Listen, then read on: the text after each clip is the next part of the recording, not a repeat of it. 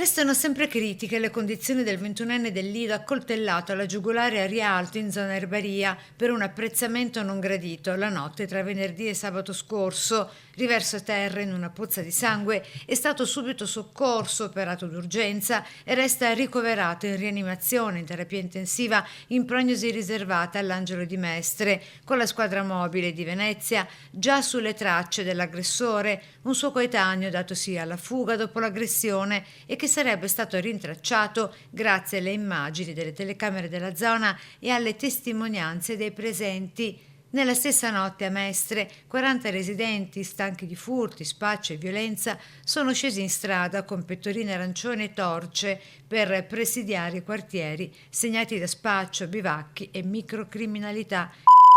Via, va via. Il racconto di Alvise Ferialdi, buongiorno Marghera, promotore dell'iniziativa. Tanta gente, tanto successo per questa iniziativa che, voglio ribadire, non è una ronda ma bensì sono delle passeggiate civiche. Ma l'iniziativa scatena polemiche, coraggio civico o deriva pericolosa, ci si domanda. Non si tratta assolutamente nessuna deriva, ma è giusto fermarsi per riflettere ed è quello che stiamo facendo in questo momento.